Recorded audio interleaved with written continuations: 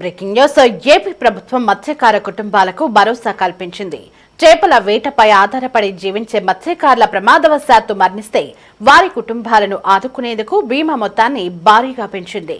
ప్రధానమంత్రి మత్స్య సంపద యోజన పథకం కింద ఇప్పటి వరకు 2 లక్షల రూపాయలుగా ఉన్న ప్రమాద బీమా పరిహారాన్ని ఏకంగా 10 లక్షల రూపాయలకు పెంచుతూ నిర్ణయం తీసుకుంది.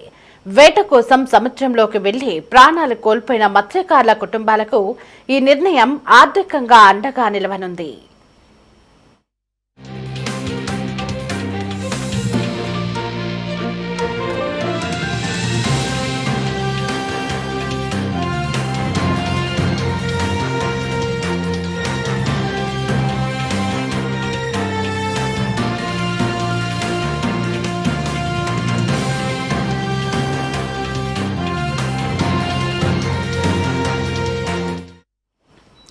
ప్రధానమంత్రి మత్స్య సంపద యోజన కింద చేపల వేట సమయంలో జరిగే ప్రమాద మరణాలకు మాత్రమే 10 లక్షల రూపాయల పరిహారం వర్తిస్తుంది.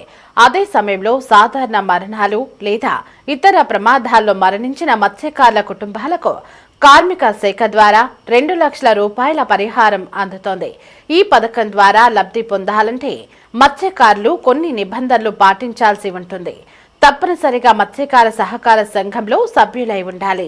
అలాగే చేపల వేట లైసెన్స్ కలిగి ఉండటం కూడా తప్పనిసరి. ఇక సముద్రంలోకి వెళ్లే బోట్లలో పనిచేసే సిబ్బంది తమ పేర్లను మత్స్యశాఖ అధికారుల వద్ద నమోదు చేసుకోవాలి.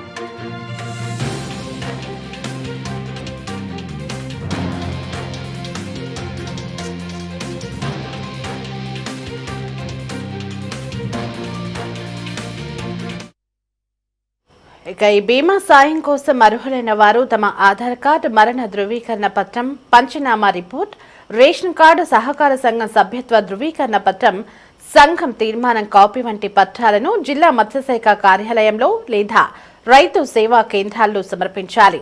ప్రభుత్వం ఇప్పటికే వేట నిషేధ సమయంలో ఆర్థిక సాయం, రాయితీలపై బోట్లు, వలలు, ఇంజన్లు వంటివి అందిస్తోంది. తాజాగా బీమా మొత్తాన్ని కూడా గణనీయంగా పెంచడం మత్స్యకార వర్గాలకు మరింత ధైర్యాన్ని ఇస్తుంది. ఇక అర్హులైన ప్రతి ఒక్కరూ ఈ అవకాశాన్ని సద్వినియోగం చేసుకోవాలని అధికారులు సూచిస్తున్నారు.